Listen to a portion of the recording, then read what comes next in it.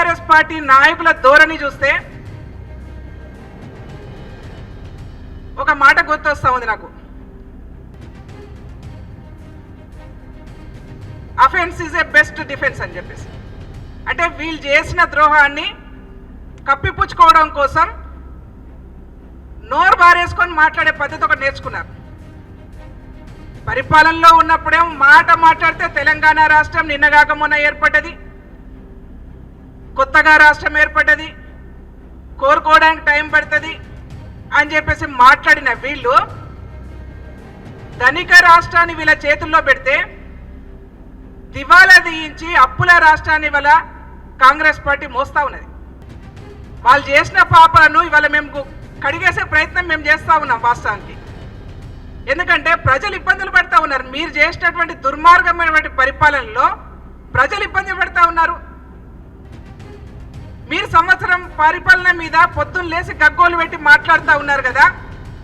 2 నాలుకల ధోరణి రేవంత్ రెడ్డి గారిది, కాంగ్రెస్ పార్టీ అని మాట్లాడుతూ ఉన్నారు కదా. నేను మచ్చుకు మీ దగ్గర మీకు చూపించదలుచుకుంటే 100 ఉన్నాయి.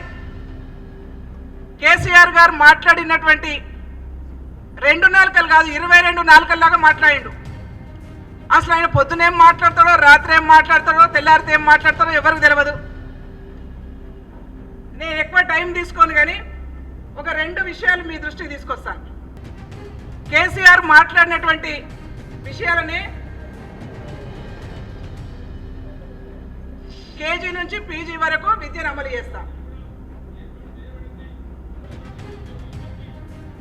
నిరుద్యోగులందరికీ ఉద్యోగాలు ఇస్తాం.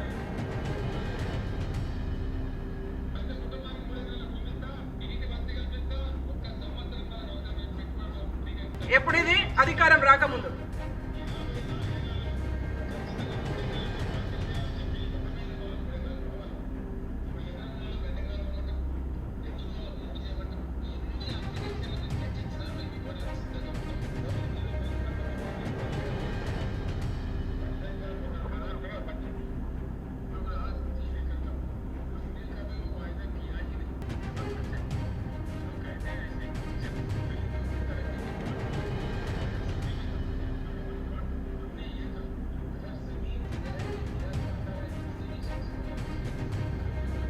ఎకరాల భూమి అసెంబ్లీ సాక్షిగా దళితులకు 3 ఎకరాల భూమి ఇస్తా అని చెప్పేసి ఎప్పటి నుంచి ఆయన సీఎం కాకముందు నుంచి మొదలు పెడితే 2021 వరకు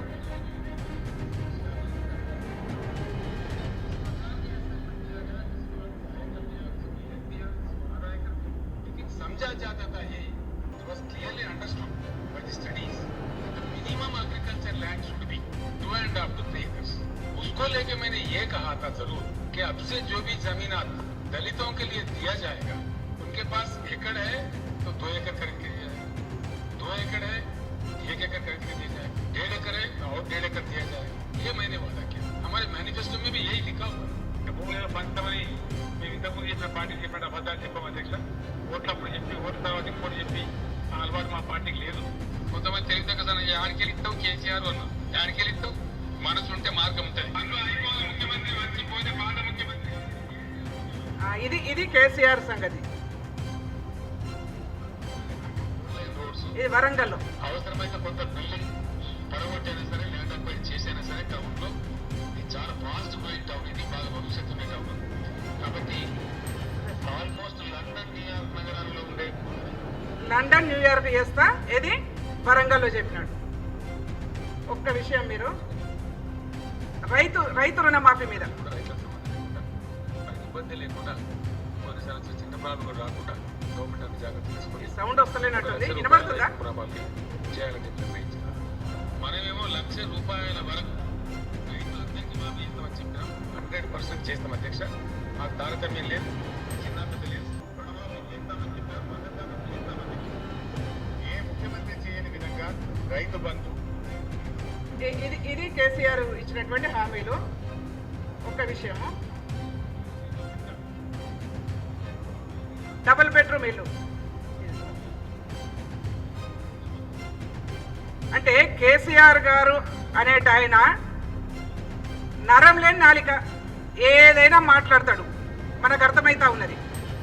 ఒకటి కాదు, ఇట్లా చూసుకుంటా పోతే 100 ఉన్నాయి.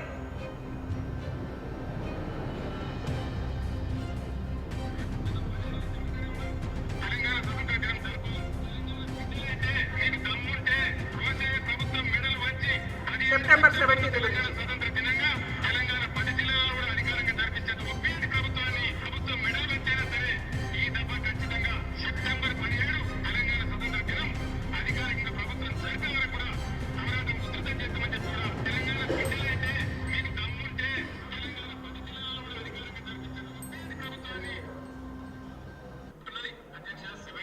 ఈయన అసెంబ్లీలో మాట్లాడింది ఏంటంటే తెలివి తక్కువలే